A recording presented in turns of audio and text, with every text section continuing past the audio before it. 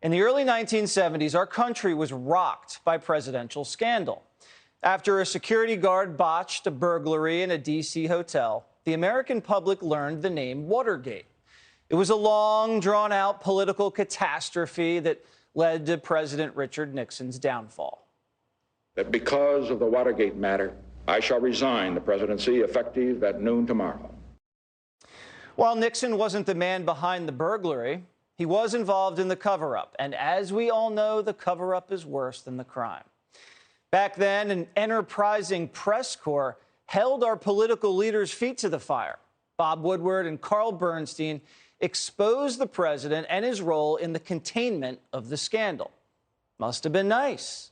The media actually trying to hold the president accountable for the actions of those around him. Now, fast forward 50 years to today, and we're looking at a drastically different media landscape. Rather than cover the crimes of political players, they're doing everything they can to cover them up. Because we're witnessing today one of the biggest containment operations in American history. A censorship campaign to cover up for one of the most corrupt first families in American history and to sway an election. Back in October of 2020, the New York Post gave us our October surprise. Damaging emails, text messages, and photos of Joe Biden's son, Hunter, striking up deals and raking in millions of just dirty, sketchy foreign cash when his father was vice president. Using Joe Biden as a cash register for the family. Hunter Biden was the bag man, and he put our national security at risk at the taxpayers' expense. And when those leaks out of the Hunter laptop came out, we covered them. We brought you the facts. But the media, big tech, along with the Biden campaign, and of course the Washington swamp just swooped in and tried to cover it all up. Hey, they had an election to win.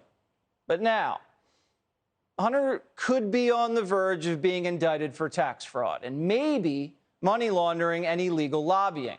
2 weeks ago, the New York Times admitted that Hunter's laptop was in fact real. This came after the media spent over a year spinning the laptop as Russia disinformation. The Washington Post, at the time, even called the thing the Hunter Biden non-scandal.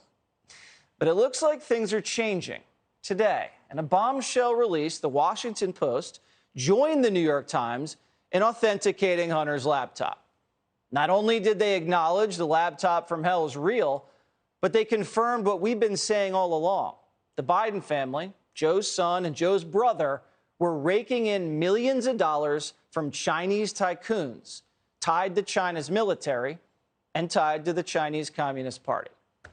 Confirming they were paid almost $5 million by a Chinese energy conglomerate, CEFC, that was acting as the arm of China's Belt and Road Initiative, an insidious and corrupt thrust into the world and a threat to U.S. national security, proving that dirty Chinese money went directly into bank accounts owned by Hunter and Joe's brother, James Biden.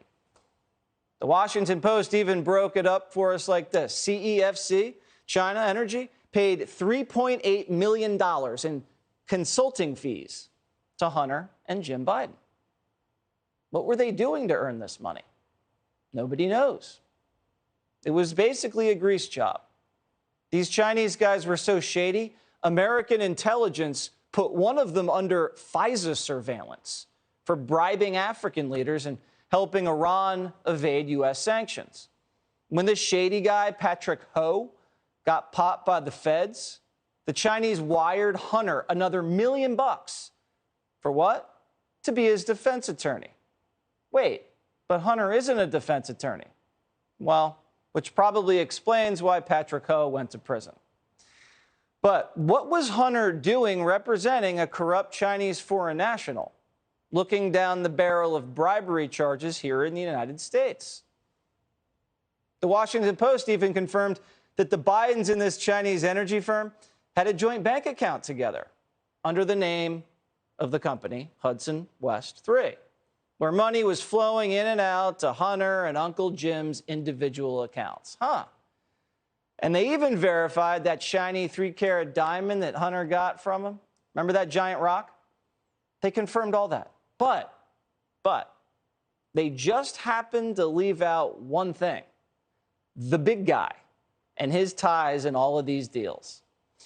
They're saying there's no evidence of any of it. Quote, "The Post did not find evidence that Joe Biden personally benefited from or knew details about the transactions with CEFC." He didn't personally benefit from it? Hunter was dicing up dirty Chinese money between his bank accounts. We know that Joe and Hunter had joint bank accounts together, and that Hunter's business partners were filing Joe's taxes, paying off renovations at his Delaware home, and paying for his private phone lines. The laptop gave us all that in 2020. Hunter's even on the record of complaining about paying the big guy's bill. The Washington Post suspiciously didn't report the $6 million in wires from China to Hunter's partner Rob Walker in 2017 for consulting that Hunter and his partners did in China in 2015 and 2016, the years Biden happened to be VP. Emails showing Hunter telling his partner to wire him the money in weekly installments. For some reason, the Washington Post was unable to verify those emails. Because if those emails are verified, the President of the United States is in serious trouble.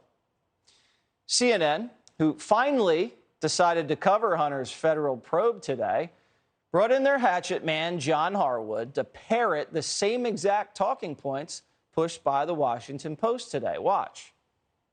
Until you someone makes a nexus between what Hunter Biden has done and official activities of Vice President Biden or President Biden, it's a not pretty picture, but it's not really of much public import in terms of the policy of the United States or the administration of the government. But so far, there is zero evidence that Vice President Biden or President Biden has done anything wrong in connection with what Hunter Biden has done.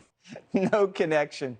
Since CNN and Washington Post are just catching up on the news from 2020, maybe we should point them to what Hunter's former business associate, Tony Bobulinski, had to say. On May 2nd, 2017, the night before Joe Biden was to appear at the Milken Conference, I was introduced to Joe Biden by Jim Biden and Hunter Biden. At my approximately hour-long meeting with Joe that night, we discussed the Biden's history, the Biden's family business plans with the Chinese, with which he was plainly familiar, at least at a high level. So a former business partner to Hunter confesses that he met with Joe to talk about the Biden family business in China, and the Washington Post and CNN are just acting like that never happened. No connection. Doesn't all this seem a little weird to you? The legacy media didn't bother to cover Hunter's laptop in any serious way for 17 months, but now, all of a sudden, the New York Times, the Washington Post, and CNN are all able to authenticate some elements, just some, found on Hunter's laptop? And isn't it strange that none of them can figure out how to verify any of the evidence that implicates Joe Biden? How convenient. The people who called the laptop Russia disinformation now suddenly want you to trust them when they tell you, yeah, Hunter could be in some trouble, but Joe's not the big guy. No 10% for him. They're still denying there was ever smoke while standing in the middle of fire. And it's not just the media. The FBI looks like they're in on it too. How else would you explain the FBI just miraculously misplacing Hunter's laptop? You are the assistant director of FBI Cyber. I want to know where Hunter Biden's laptop is.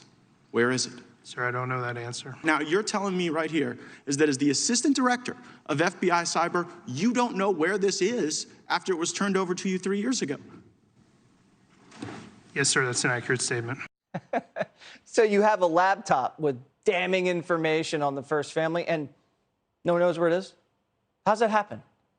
The FBI was given this laptop He gave it 3 years ago. And now the head guy at FBI Cyber has no idea where it is? Is it in FBI custody? Or is it with the U.S. Attorney's Office in Delaware? Did you guys make a copy of it? This is starting to smell like one giant containment operation. Hunter might be charged, but it's obvious that they're trying to wall off the president from this, keep Joe from being exposed. Either they just don't want the big guy to go down, or they want to hold dirt over Biden, use it as leverage, twist his arm, so maybe he doesn't run again in 2024. Whatever the reason is, it's clear as day.